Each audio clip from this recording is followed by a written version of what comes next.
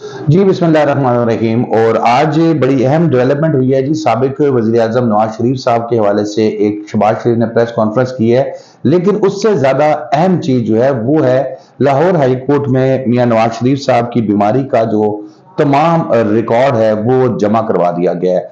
अब इन दोनों चीजों से मतलब क्या निकल रहा है, क्या मियां साहब 21 तारीख को आएंगे या नहीं आएंगे, इस पर बात करेंगे। दूसरी तरफ एक मरतबा फिर जो भगोड़ा यूट्यूबर है आदिल राजा, उसने फिर एक उसकी ऑडियो लीक हुई है और उसमें तो वो बहुत ही खौफनाक बातें कर रहा है, जिसके बाद मेरे ख्याल है कि किसी एविडेंस की जरूरत नहीं है।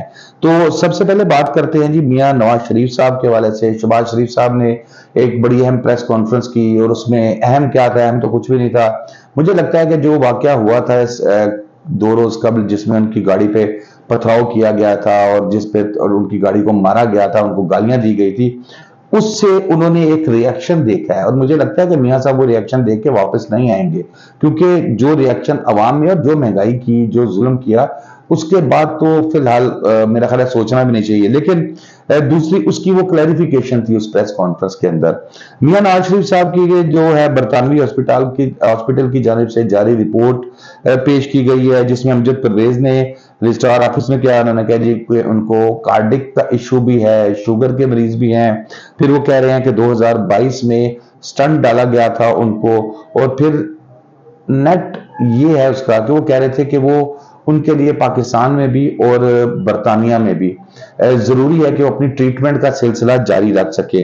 अब यहां पर क्योंकि हाई कोर्ट की इजाजत से वो 4 हफ्ते के लिए गए थे और 4 साल हो गए अभी तक मियां साहब वापस नहीं आए, तो अब लाहौर जब उन्होंने वापस आना है तो यकीनन उनको कोई ना कोई प्रोटेक्टिव बेल करवानी पड़ेगी और उसकी एक लॉजिक तैयार की जा रही है अगर वो 21 तारीख को आते हैं। हालांकि मैं अभी भी इस चीज पे हूं कि मियां साहब 21 तारीख को नहीं आएंगे। उसकी और बहुत सी वजूहत हैं, क्योंकि मियां साहब ने जो एक बयान दिया था जिसने जनरल फैज और जनरल बाजवा के हवाले से कहा था, तो वो ताकतवर हलकों में कुछ तो सपोर्टर हो सकते हैं, लेकिन अक्सरियत वो थी जिन्होंने उस बयान को पसंद नहीं किया था और ये राय दी थी कि जनाब ये साहब आगे ना तो इन साहब ने बाद में इस तरह की चीजें करते ही रहना है और पाकिस्तान फिलहाल इस तरह के किसी एडवेंचर का मुतहम्मिल नहीं हो सकता। माशी तौर पर हम पहले ही फंसे हुए हैं, पहले ही हम मुश्किलात में हैं, तो इसलिए कोई और ऑप्शन जो है वो देखी जाए।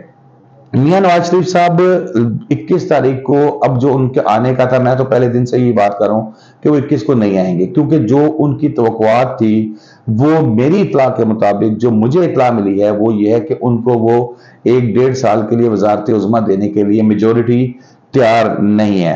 तो अब ना हुई तो यकीनन वो आएंगे, यहां पर वो जेल भी जा सकते हैं, हालांकि जेल जाना उनके लिए ज्यादा फायदेमंद है। दूसरी खबर की तरफ चलते हैं जी। भगोड़ा यूट्यूबर जो है एक बार फिर इंडियन एजेंट रोहित शर्मा के साथ उसकी गुफ्तगू लीक हुई है।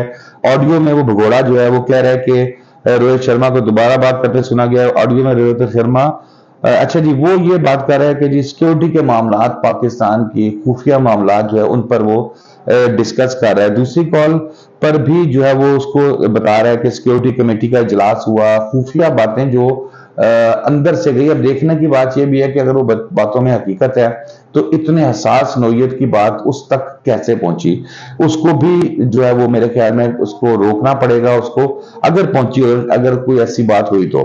फिर आगे चलते हैं जी। आगे वो बात कर रहा है कि जो नेशनल सिक्योरिटी काउंसिल में chairman, joint chief of staff committee, air chief और फिर नेवल चीफ नहीं मान रहे। फिर तीसरी कॉल पर रोहित शर्मा यूट्यूबर से कह रहा है कि पाकिस्तान के अंदरूनी मामलात के बारे में पूछ रहे हैं। फिर धमकी की जरूरत दी उन्होंने, धमकी दी है जरूरत जो जिस तरह की उन्होंने धमकियां दी हैं पाकिस्तान को। मेरे ख्याल में तो वक्त आ गया है कि पाकिस्तान को इसके खिलाफ, रोहित शर्मा के खिलाफ, और ये जो है आदिल राजा जो पाकिस्तान का रोहित शर्मा है जो यहाँ से भागा हुआ है, इससे मुतालिक बरतानवी हुकूमत से राब्ता करना चाहिए, क्योंकि बहरहाल मेरी नॉलेज में जो है वो बरतानिया के साथ हमारा एक ट्रीटी मौजूद है जिसमें हम जो मुलजिमान हैं हम एक दूसरे से ले दे सकते हैं, लेकिन अगर कोई सॉलिड ग्राउंड हो तो उसके लिए इंटरपोल से राब्ता करना अब जरूरी हो गया है। वरना क्योंकि अब तो सारी चीजें क्लियर हो गई हैं जिस तरीके से वो पाकिस्तान के खिलाफ और पाकिस्तान की सालमियत के खिलाफ बातें कर रहा है। तो दोस्तों आज के लिए इतना ही। शादाब रियाज को इजाजत दीजिए। अल्लाह हाफिज।